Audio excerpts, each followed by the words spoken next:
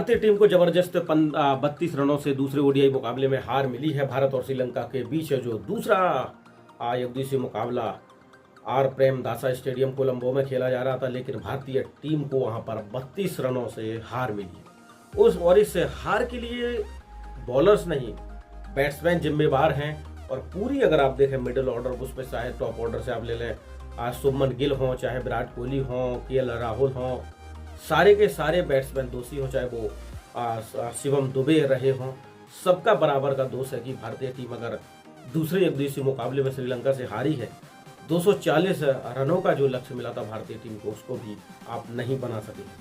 हालांकि श्रीलंका घर में खेल रही है और कहीं बेहतर तरीके से खेलती हुई नजर आ रही है। और जो श्रीलंका की टीम है, जो सोच है, आपने देखा उनके डगआउट में सनत जयसूर्या बैठे हुए नजर आ रहे थे।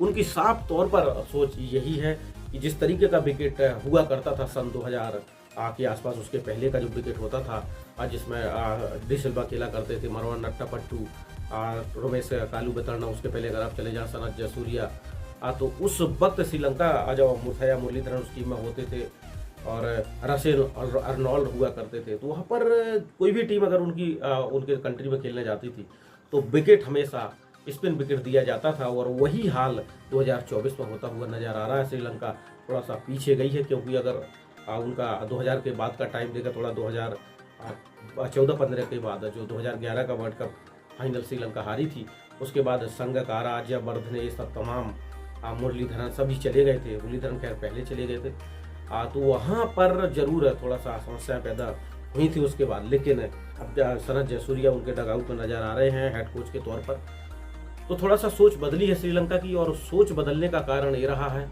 उसका जो रिजल्ट रहा, वो रिजल्ट ये रहा कि भारत जो बहुत दमदार खेल रही थी, T20 वर्ल्ड कप जीत करके आई है और ओडीआई वर्ल्ड कप फाइनल में रन अप रहे थे। और इस टीम में हालांकि जसप्रीत बुमराह नहीं है, एक बड़ा डिफरेंस जरूर डाला, लेकिन आपकी कलई खुल गई है कि बिना बुमराह के आप किस तरीके का प्रदर्शन कर सकते हैं। विदाउट बुमराह आपकी गेंदबाजी बिल्कुल पूरी तरीके से जीरो है। जब आप बैटिंग की बात करें तो 241 आप नहीं बना सकते, तो फिर बड़े शर्म की बात है। अगर आप रोहित शर्मा को छोड़ दें, जिन्होंने 44 गेंदों पर 64 रन मारे हैं, जिसमें 4 छक्के और 5 चौके शामिल थे। जी हाँ, ये ओडीआई मुकाबला था, लेकिन रोहित शर्मा की जो बैटिंग थी, जो बैटिंग का स्ट्राइक रेट था, वो T20 की तरह था, जैसे कि पिछले मुकाबले में खेलते हुए नजर आए थे। इसके अलावा पूरी जो बैटिंग लाइनअप थी भारत की, चाहे वो शुभमन गिल रहे हों, विराट कोहली रहे हों, केएल राहुल रहे हों, सबके तो धुएं निकल गए। अक्षर पटेल फिर एक बार साबित किया, वर्तमान में सर्वश्रेष्ठ ऑलराउंडर वही है, स्पिन ऑलराउंडर। 44 गेंदों पर 44 रन। अक्सर जब विकेट पर थे ना, तो उस वक्त लग रहा था शायद भारत जीतेगा। वाशिंगटन सुंदर थे, लग रहा था कि शायद जरूर यहाँ पर भारतीय टीम जीत दर्ज करेगी, लेकिन ऐसा हुआ नहीं है। और स्पिन पिछला मुकाबला देखें तो इस विकेट पर उतना ज़्यादा स्पिन नहीं हो रहा था, और आप 96 की पार्टनरशिप ऑलरेडी कर चुके थे। वहाँ से फिर आप दोस्तों मुकाबले को आपने गंवाया है। जो भारत का पहला विकेट गिरा था, वो 13.3 गेंदों में 97 रनों पर पहला था, यानी कि 97 पर एक भी विकेट नहीं था, 97 पर पहला विकेट गिरता है रोहित शर्मा के रूप में। इसके बाद आपकी विकेटों की जो है छड़ी, वो लगातार गिरते चले जाते हैं। रोहित से कुछ सीखना होगा, जिस तरीके की बैटिंग करते हैं, लगातार उन्होंने मारा है, वो अद्भुत था। और जहाँ तक शुभमन गिल की बात करें, मैंने पिछले वीडियो में जिक्र किया था, लेकिन शायद कुछ गिल के भी फैन थे, उनके तमाम तरह के कमेंट आए कि गिल के बारे में ऐसा ना बोले, वैसा ना बोले। लेकिन जब रन नहीं करेगा बंदा, तो फिर बोलना पड़ेगा। और मुझे एक बात और समझ में नहीं आती है कि आखिर गौतम गंभीर चाहते क्या है। कोच बने हैं, पूरी तरीके से अपनी चला रहे हैं, चलिए आप चला रहे हैं, ठीक है, लेकिन आपकी टीम कितना घटिया प्रदर्शन कर रही है। श्रीलंका में जाकर आप श्रीलंका को नहीं हरा पा रहे। कहाँ चले गए संजू सैमसन? संजू सैमसन को मौका मिलना चाहिए। मैं मानता हूं कि T20 सीरीज इतनी बेहतर नहीं थी, लेकिन फिर भी संजू को भी ओडीआई में आपको और देखना चाहिए था। जब आप देख ही रहे हैं तो पूरी तरीके से देखिए, और रन नहीं करता तो फिर आप साल 1.5-2 साल के लिए उसको छोड़ दीजिए, किसी नेक्स्ट को देखिए। और ईशान किशन हो सकता है उनकी वापसी हो इस सीरीज के बाद।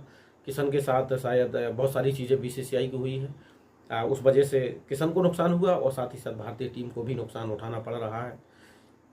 और आप देखें मिडिल ऑर्डर में, जैसे तो तिलक वर्मा को आप ले जा सकते थे, लेकिन आप तिलक वर्मा को भी नहीं आप टीम में लिए। अब आप किससे खिलाएंगे? इसी टीम के साथ आपको तीसरा ओडीआई भी खेलना होगा। और ये मत भूलिए, अगर आप तीसरा ओडीआई भी हार जाते हैं, तो फिर तमाम तरीके के सवाल उठने वाले हैं। खासतौर से गौतम गंभीर निशाने पर होंगे।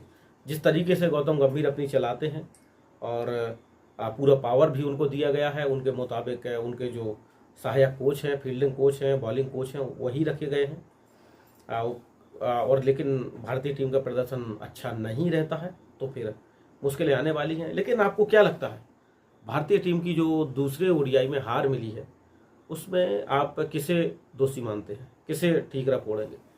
इसमें कितने बल्लेबाज ऐसे हैं जो जिम्मेवार हैं, बताइए कमेंट करके। लेकिन भारतीय टीम ने 32 रनों से दूसरा जल्दी से मुकाबला दोस्तों गंवा दिया है।